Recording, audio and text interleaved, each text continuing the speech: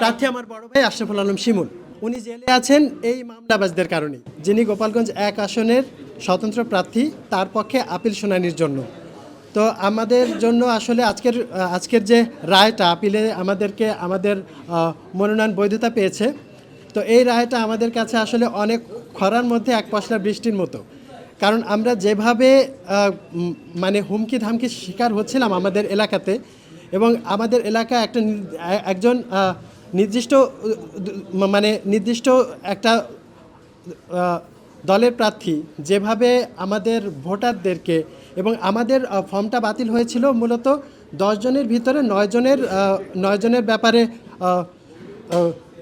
জনের ব্যাপারে সঠিক তথ্য পাওয়া গেছে, একজনের ব্যাপারে একটু ঝামেলা ছিল। তো এটা নিয়ে ওই একজন যাতে এখানে এসে সার্টিফাই করতে না পারে, সেজন্য বিভিন্নভাবে তার বাড়িতে গিয়ে তার ছেলে মেয়েদেরকে হুমকি দামকি দেওয়া হচ্ছিল।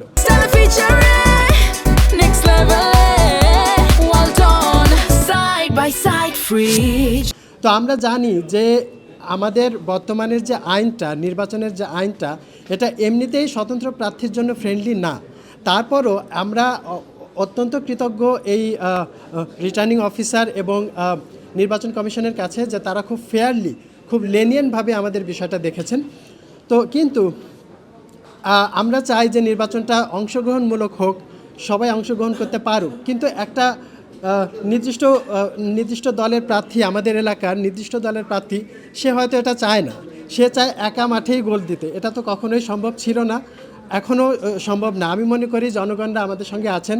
গোপালগঞ্জ 1 আসনের মুকসুদপুর কাশিয়ানীর জনগণ আমাদের সাথে আছেন, এবং আমি এটা বিশ্বাস করি যে তারা কোনো মামলাবাজ, কোনো চাঁদাবাজ, কোনো ক্যাডারকে ভোট দিয়ে নির্বাচিত করবে না। Thank you.